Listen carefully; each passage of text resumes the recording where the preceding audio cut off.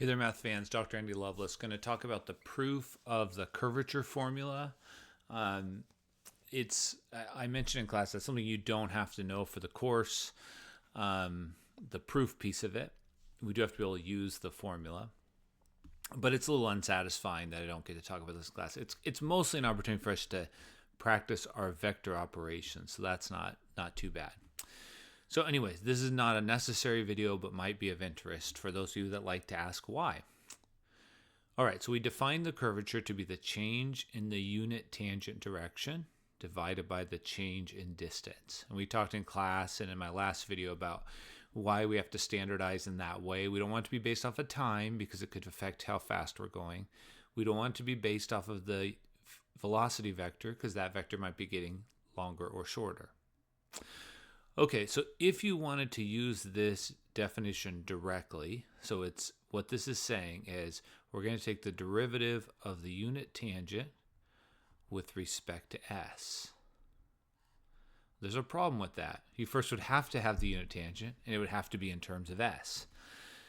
Practically, that's pretty challenging. So this is the example from my last video. If you were trying to use this formula, you would first get the unit tangent. So I took some time, I simplified, we don't have to talk about that, but I got to the unit tangent. There's still a problem, which is I would need to then compute arc length and hope that it simplifies. Then you'd have S is something that has a T in it. And then you would try to solve for T. And you would substitute that in here, and that would finally give you T of S. And then you could take the derivative and you would be done. I was going to do that, but this integral, I really don't want to integrate the derivatives of that. Again, this means take the derivative of the first one, take the derivative of the second one, take the derivative of the third, take the square root. So if that was how we always had to do arc length, curvature, this would be pretty bad. But it's an opportunity for us to do a few little things. So the first observation, and I'm not going to be extremely precise, but I'm going to hit the main ideas. The first observation is an observation from Calculus 1 about parametric curves in general. And again, I'm not fully hitting everything. But in Calculus 1, you talk about how you can get dy dx directly from those two functions. This is a random example I'm making up. You can do it by computing dy dt over dx dt. And that actually is the chain rule. If you move the dx dt to the other side, it looks like the chain rule. So in this case, it's 3t squared and 2t, and you can simplify blah, blah, blah. So I'm going to get rid of that. And the only reason I was mentioning that is step one of this process is to say, well, let's differentiate the top and bottom with respect to t and use that chain rule. Now, there are some subtleties here. So actually, I have a vector on top, and this is just a number, but we usually put up. Anyways, there's some things to talk about.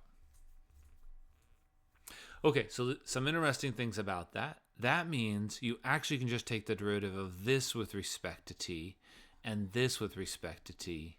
And if that's possible, then you have your answer. Now, this is, maybe you haven't gotten to use this very much, but this is the fundamental theorem of calculus part 1. If you take the derivative of this, you're going to get whatever is inside. Okay, so here we go. So that's a fairly quick thing. And that actually is pretty good. With that alone, you could compute most things.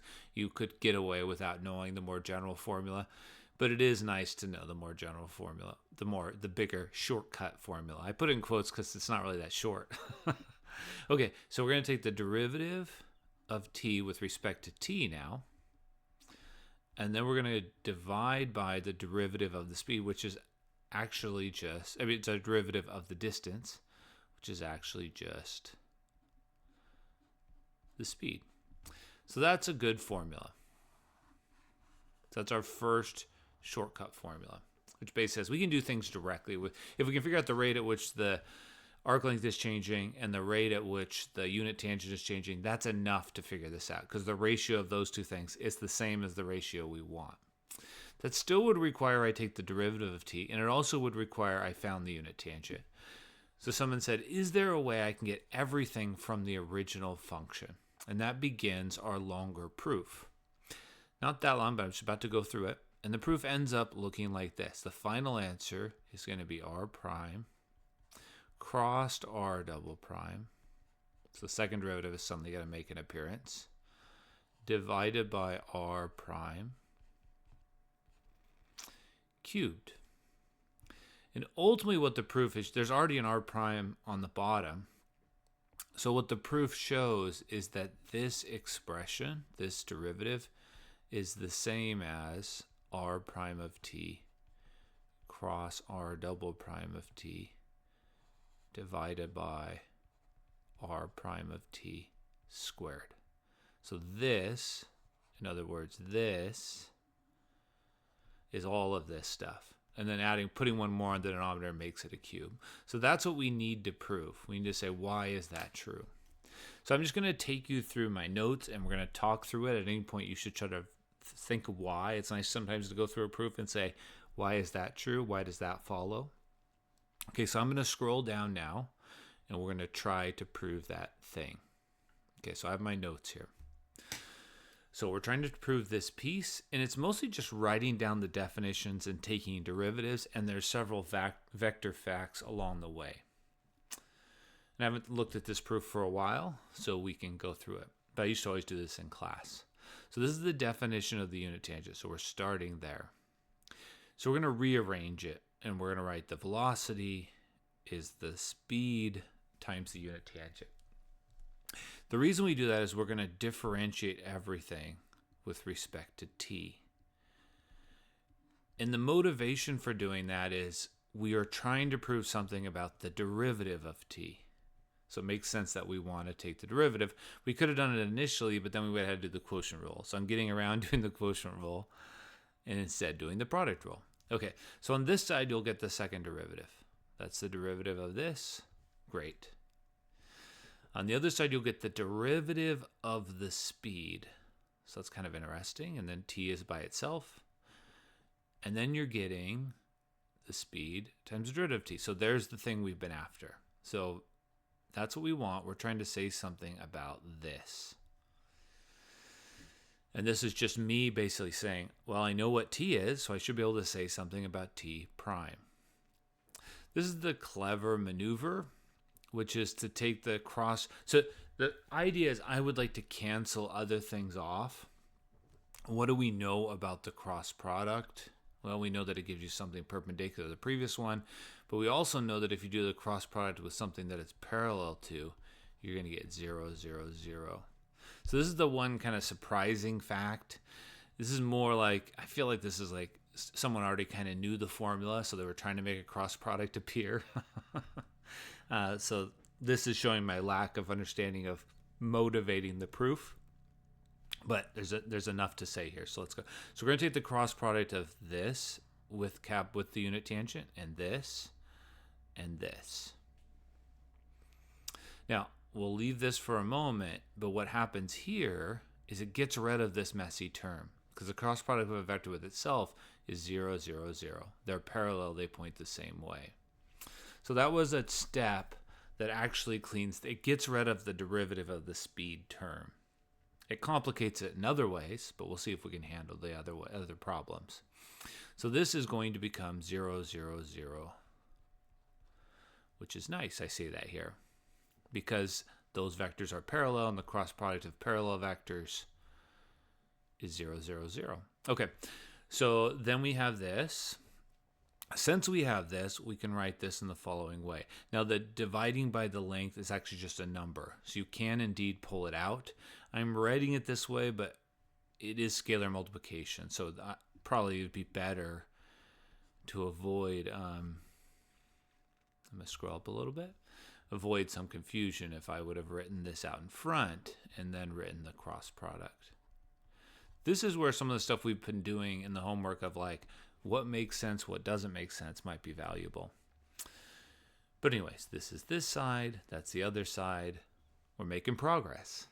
The goal is to say something about the magnitude of the derivative of t. That's really what this is all about. And we have an interesting fact, which is that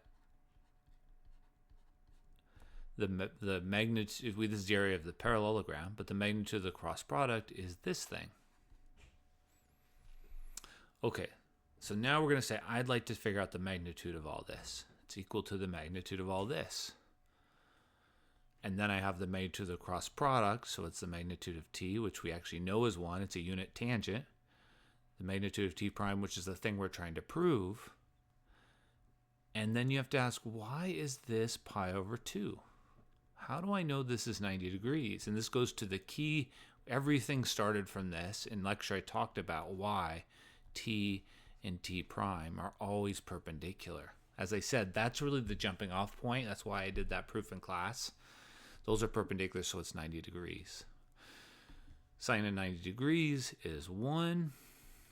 This is 1, and we have it. So we already had this on this side. We're now going to divide by r prime, so you get r prime squared. And that's what we were trying to prove. So again, finishing that out, that's saying that the length of r prime is this thing squared. And we are dividing by an additional one of these, which makes it cubed. So it logically follows. I feel like, as I said, I don't feel like that gives us a lot more understanding, but it does explain. So the big fact really in all this is this fact, that we have a way to figure out how long the derivative of the unit tangent is. And it makes sense that it depends on those pieces. This expression r prime cross r double prime just appears in lots of things. So hope that's interesting. I'll follow up with more some other things about curvature.